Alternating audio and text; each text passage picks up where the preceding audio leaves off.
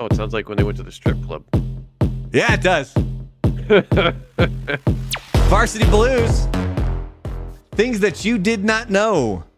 It was released on January 15th, 1999. The budget was $16 million. It made $54.3 at the box office. Or $54.3 million at the box office. Chris Klein from American Pie. He was considered for the role of Jonathan Moxon. However, of course, that role went to... Who do you go to, Frank? I can't remember the actor's name. You remember James Van Der Beek? Okay. I was thinking the other dude for some reason. The Who? Tweeter? Fast and Furious guy. Paul Walker. But what about a scholarship to Florida State?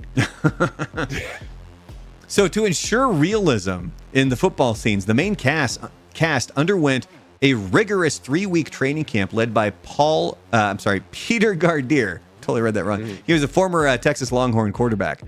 So the whole goal was obviously to make it look like the actual football game looked like real football. All right. It's a great movie. Did you know? Especially that scene.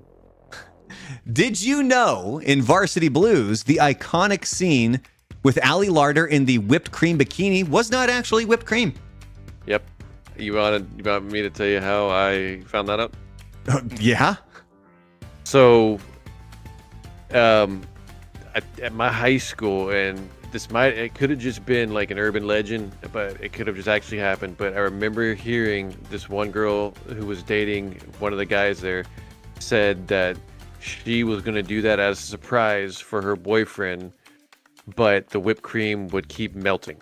It does not stay on the body, and so it was one of those things that she kept trying to do it, and it just kept melting away.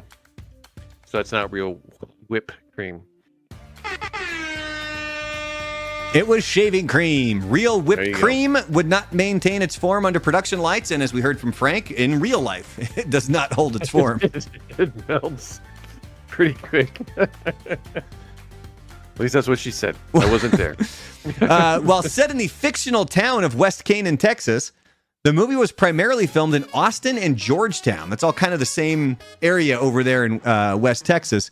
Sure. As these kind of showed the small town look that they were looking for. Of course, they're not in like downtown Austin, but it doesn't take a lot of time to get on the outskirts of Austin and that Round Rock area or places like that. You're going to get to some of these that are a little smaller town. You're out in West Texas, in the boonies.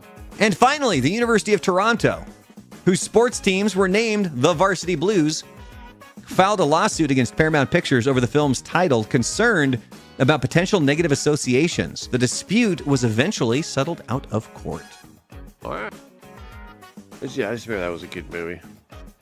I loved that movie, although it's so creepy now, going back. Well, okay, so you got Tweeter talking about the panty droppers and how he essentially drugs chicks to get them to get naked for him.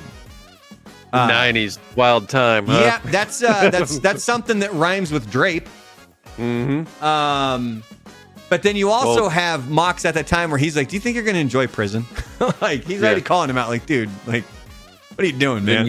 You have the teacher who's a stripper, and it's just they're completely fine with it. Like, and the school just was doing no due diligence to check to see how she's driving a $50,000 car to school on a $30,000 a year.